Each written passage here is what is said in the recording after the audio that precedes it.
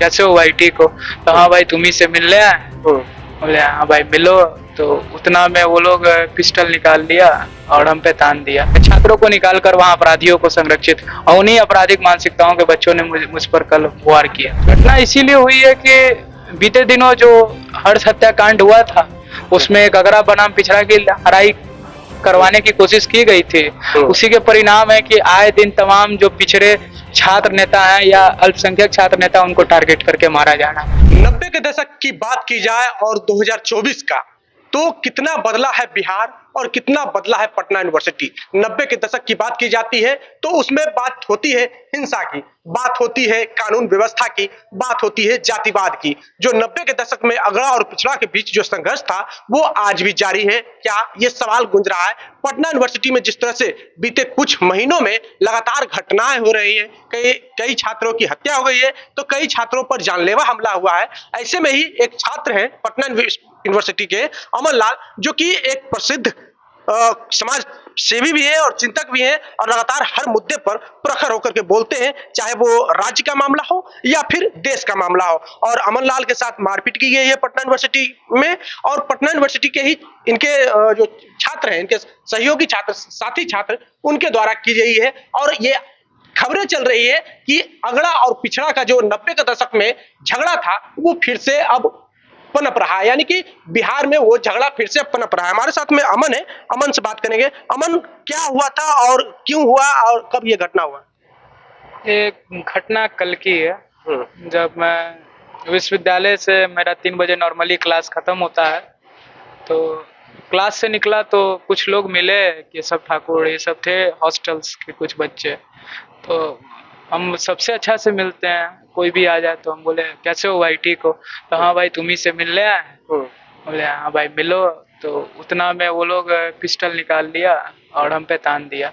यानी कि आप जो भी सामान्य छात्र से मिलते हैं वैसे ही उससे भी मिले हैं? दोस्त है, दोस्त से जैसे मिला जाता है सबको। अब तो हम छात्रों के लिए आवाज उठाए, सारे छात्र हमारे लिए एक हैं, क्योंकि हम भी छात्र हैं, वो भी छात्र हैं। ऐसा कोई भेदभाव नहीं है कि वो किस जाति से आता है, लेकिन अब हमको नहीं मालूम था कि वो हमको एक जाति के चश्मे से देखता है, एक समाज के नजर से देखता है। और वही कारण था कि उन्होंने मुझे सैदपुर छात्रावास में ले गया। जब तक कि बिहार सरकार ने तमाम पटना विश्वविद्यालय के छात्रावासों को बंद किया हुआ है, लेकिन कुछ छात्रावास हैं जो सरकार के ही संरक्षक में खुले हुए हैं। और वहाँ सरकार के जो संरक्षित जो छात्रावास है, जो बीएन कॉलेज हॉस्टल्स है, सैदपुर है, वहाँ ये सब इलीगल बच्चे रह रहे। छात्रों को निकाल कर वहाँ अपराधियों को संरक्षित और उन्हीं आपराधिक मानसिकताओं के बच्चों ने मुझ पर कल वार किया। अच्छा, आपको क्या लगता है आपके साथ ये घटना क्यों हुई? घटना इसीलिए हुई है कि बीते दिनों जो हर्ष हत्याकांड हुआ था उसमें गगरा बनाम पिछड़ा की लड़ाई करवाने की कोशिश की गई थी।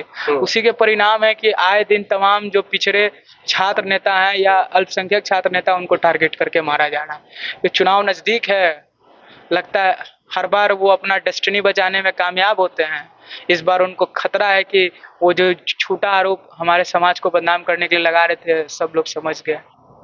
अगड़ा पिछड़ा की लड़ाई की बात की जाए तो ये चर्चा सिर्फ 90 के दशक के दौर में होता था, क्या वो भी अभी भी रेलेवेंट पार्ट है बिहार की राजनीति में?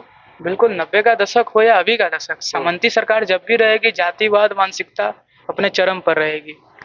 हम लोग भी बात करते हैं समाज की जात की, लेकिन जातियों के उत्थान की बात करते हैं, प्रगतिशीलता की बात करते हैं। हमने तो साइंटिफिक आंकड़ा लाया कि ये समाज की ये है, लेकिन हमने कभी किसी के जात की राजनीति ने ना कभी समाजवादी दलों ने किया, ना ही समावेशी जो राजनीति को मानते हैं वो लोग। लेकिन ये घटना हुई मेरे साथ, उन्होंने मुझे पिस्टल कॉक, जहाँ बच्चे कलम किताब धरते हैं वहाँ मैंने छात्रों को पिस्टल को, ये सब बंदूकों हाथ में लेते हुए देखा है, जो कि समझ में नहीं आता है कि हम पटना विश्वविद्यालय में पढ़ रहे हैं।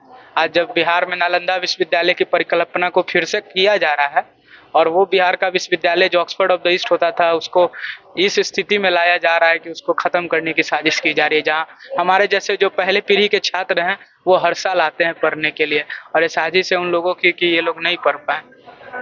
तो पटना यूनिवर्सिटी का इतिहास बहुत पुराना रहा है, यहाँ से कई एक नेता बने हैं जो कि राजकीय लेवल पे, राष्ट्रीय लेवल पे, लालू और नीतीश उनमें से भी एक है।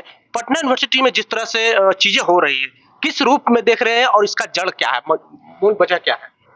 जड़ है इसकी शिक्षा का अभाव है, छात्र संघ का अभाव है, बहुत तरह की बातें हैं और जातीय और सामंती ताकतें हावी हैं जिसके कारण ये सब हो रहा है। विश्वविद्यालय में किताब भले ही नहीं है, लेकिन जो असामाजिक तत्व है वो आपको छात्र लोग हथियार के साथ मिलेंगे, किताबों के साथ नहीं मिलेंगे। विश्वविद्यालयों में किताबों की कमी है, लेकिन आपको कैंपस में अराजकता की कमी नहीं मिलेगी। ये स्थिति है जिसके कारण हम जैसे बच्चे जो जो भूमिहीन परिवार का जो पृष्ठभूमि रहा है, वो जब बच्चे यहाँ पढ़ने आ रहे हैं तो उनको ये झेलना पड़ रहा है। ये तो 2008 के में यूपीए की सरकार की देन थी, हम लोग को राइट टू एजुकेशन का अधिकार मिला जिसके कारण हम लोग विश्वविद्यालय आने लगे। तो हमारे घर में कभी कोई विश्वविद्यालय के कैंपस में पढ़ाई करने नहीं गया। आपके परिवार के आप पहले सदस्य हैं जी बिल्कुल। जो पढ़ाई कर रहे हैं पटना यूनिवर्सिटी? ग्रेजुएशन मैंने पूरा किया, मैंने स्नातकोत्तर की पढ़ाई में अभी दाखिला लिया था, पहला ही सेमेस्टर। मैं असाइनमेंट जमा करने आया था। मैं अब छात्र रह पाऊंगा कि नहीं रह पाऊंगा, क्योंकि जो नई शिक्षा नीति आ गई है तो एक बहुत बड़ा प्रश्न चिन्ह है कि मैं छात्र रह पाऊंगा कि नहीं रहूंगा, क्योंकि मेरे बैग वगैरह का पता नहीं है जिसमें मैंने असाइनमेंट लिखा था। अच्छा, मीडिया में ये खबरें चल रही हैं कि स्टेटस को लेकर के झगड़ा हुआ, आपने कोई स्टेटस लगाया? स्टेटस बहाना है, हजारों बच्चों ने लगाया था, मैं कोई नया नहीं था और सबको अपने समाज के लड़कों के साथ सहानुभूति है, चाहे वो कोई भी हो। ये मैं मतलब इकलौता आदमी नहीं हूँ और मैं नहीं चाहता हूँ कि मैं इस बातों को ज्यादा बोलूँ, क्योंकि इसका कोई आधार नहीं है। अच्छा, आपके साथ जो मारपीट की गई, कितने लोग थे और मुख्य अभियुक्त कौन है और कितने बजे आपको उठाया गया था, कहाँ से उठाया गया? देखिए, इसमें 2 लोगों को तो मैं एकदम सामने से जानता था, केशव ठाकुर और अंकुर वगैरह लोगों को। उन लोगों से बातचीत होते रहती थी, तो मैं उन लोगों को जानता था और उसी भ्रम में मैं उन लोगों के चंगुल में फंस गया। मुझे रहता है कि वो लोग ऐसा करने आ रहे हैं तो मैं नहीं जाता। मैं तो क्लास से निकल रहा था और अपने घर की ओर जा रहा था। मेरा दोस्त लोग भी था, वो लोग भी कुछ नहीं, वो लोग भी उसी समाज से आते हैं। अब क्या कर सकते हैं, जो होना रहता है, लेकिन हार नहीं मानेंगे। जब अच्छा, जो चीजें आपके साथ हुई, क्या बिहार में अब जातीय द्वेष बढ़ रहा है इसको लेकर के? क्योंकि आप एक छात्र राजनीति में भी लगातार सक्रिय रहते हैं। बिल्कुल, जिस तरह से सामंतवादी और ब्राह्मणवादी ताकतें बढ़ रही हैं, उस हिसाब से तो ये राजनीति खत्म हो रही है, वेलफेयर की राजनीति। और उसका कारण है कि ये चीज हो रहा है, जहाँ विश्वविद्यालय में पढ़ाई वढ़ाई होना चाहिए वो नहीं हो रहा। तो देखिए, छात्र राजनीति जो होता है, छात्र राजनीति से ही लालू प्रसाद यादव निकले और नीतीश कुमार निकले और कई नेता निकले देश में। और छात्र राजनीति का क्या असर है और कितना कुछ बदला है पटना यूनिवर्सिटी, जो कि पटना यूनिवर्सिटी कई हस्तियों को दिया है, चाहे आईएएस हो, आईपीएस हो, और भी कई लोग, पर राष्ट्रीय जनता दल के और भी लोग आए हुए हैं। छात्र अध्यक्ष गगन यादव हैं। गगन जी, जो मामला हुआ है, आपने किन लोगों से बात की, पुलिस प्रशासन के लोगों से बात की, क्या अपडेट है वहाँ सभी? देखिए, इस मामले की जानकारी हमने अपने पार्टी के शीर्ष नेतृत्व को भी दिया और एक प्रतिनिधिमंडल पार्टी के शीर्ष नेतृत्व मिलने के लिए भी लोग आए थे। और जब से घटना घटी है, लगातार हम यहाँ पे रह रहे हैं, देखरेख कर रहे हैं, क्योंकि हमारे संगठन के मामला है और लगातार पटना विश्वविद्यालय में ऐसी घटना होती रहती है। ये बहुत पटना विश्वविद्यालय के लिए दुखद की बात है कि पटना विश्वविद्यालय के लोग ही पटना विश्वविद्यालय के छात्रों को एक जातिगत मामला दे करके जो है आपस में मतलब इस तरह का कारनामा कर रहे हैं, जो बहुत दुखद है। और जहाँ तक स्टेटस की बात हो रही है, कोई ऐसा बात है ही नहीं। ये लड़का बहुत सीधा साधा और पढ़ने लिखने वाला लड़का है, इसके बारे में सब लोग जानता है कि ये निर्दोष लड़का है। और अगर एक निर्दोष लड़के को अगर जातिगत चश्मे से देख करके अगर इस तरह का कारनामा किया जाए, तो इससे दुखद जो है पूरे बिहार और पटना विश्वविद्यालय के लिए कुछ नहीं हो सकता। तो ये गिरफ्तारी अभी तक हुई? हमने प्रशासन के लोग से भी बात किया तो उनका छापेमारी चल रही है। उन्होंने आश्वासन दिया है कि जल्द से जल्द जो है हम कार्रवाई करेंगे। पटना यूनिवर्सिटी का इतिहास बहुत पुराना रहा है और यहाँ से कई एक नेता जो है छात्र राजनीति से निकले और देश लेवल पर राजनीति किए। पटना यूनिवर्सिटी में जिस तरह से चीजें चल रही है, किस रूप में देख रहे हैं? क्या 90 के दशक वाला वो अगड़ा पिछड़ा वाला कॉन्सेप्ट फिर से दोहराया जा रहा है बिहार में? देखिए, कुछ लोग चाहते हैं कि जो 1990 के पहले जो पटना विश्वविद्यालय में हो रहा था वही माहौल अभी कायम करना चाहते हैं। तो शायद उन लोग को ये जानकारी नहीं है कि 90 के बाद का बिहार है और ये पटना विश्वविद्यालय और ये पूरे बिहार ये लालू प्रसाद का बिहार है। लालू प्रसाद जी ने, हमारे नेता ने जो पूरे बिहार में समाजवादी विचारधारा को जो कायम किए, जो गरीबों, वंचितों, शोषितों के लिए उन्होंने जो लड़ाई लड़ा, वो किसी से छुपा हुआ नहीं है। आज उन्हीं का देन है जो कि गरीबों के बच्चे, अति पिछड़े के बच्चे, अल्पसंख्यकों के बच्चे जो है पटना विश्वविद्यालय में पढ़ रहे हैं। और लाख सामंती लोग चाह ले, लाख मनोबल डाउन करने का प्रयास करें, लेकिन हम लोग डरने वाले नहीं हैं।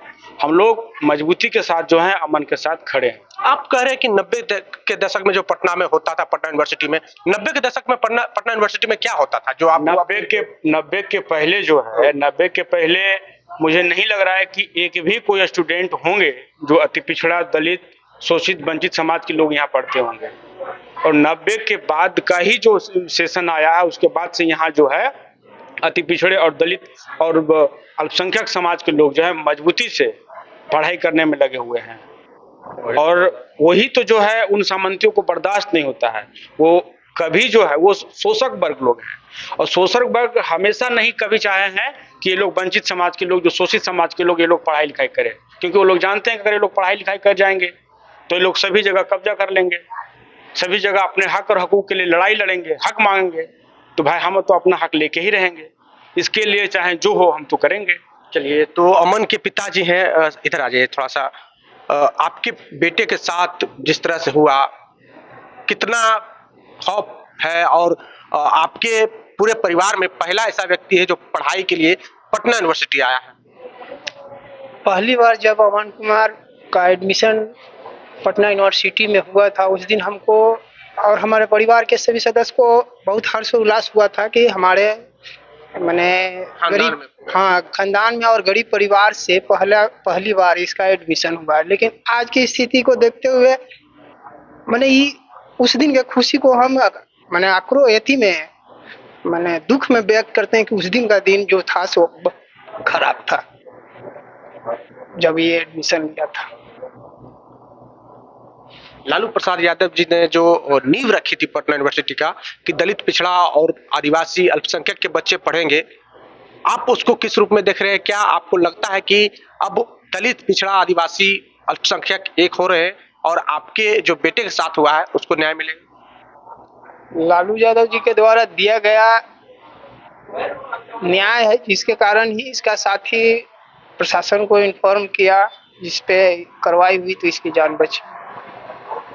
अगर वो बैकवर्डों और पिछड़ों में एकता नहीं बनाए हुए थे, कोई इसके बारे में सूचना पुलिस को नहीं करता। देखिए, एक पिता की दर्द तो को समझ सकते हैं, क्योंकि एक पिता का दर्द ये था कि हमारे परिवार में पहला ऐसा व्यक्ति था अमन लाल जो पटना यूनिवर्सिटी में पढ़ा, और पटना यूनिवर्सिटी में जब इनका एडमिशन हुआ तो काफी खुशियां थी परिवार में, हर्षोल्लास के साथ इनको पटना यूनिवर्सिटी में एडमिशन करवाया ताकि पढ़े लिखे और आगे जाकर के हमारे परिवार और समाज का नाम रोशन करे। बहरहाल अमन लाल पे के साथ जो हुआ उस पर आप क्या सोचते हैं? क्या जो 90 के दशक में होता था, 90 के दशक के पहले जो पटना यूनिवर्सिटी में होता था, वो आज भी हो रहा है? क्या अगड़ा और पिछड़ा की लड़ाई फिर से एक बार बिहार में पनप रहा है? आपको क्या लगता है? प्रतिक्रिया कमेंट बॉक्स में जरूर दें। बहुत बहुत धन्यवाद।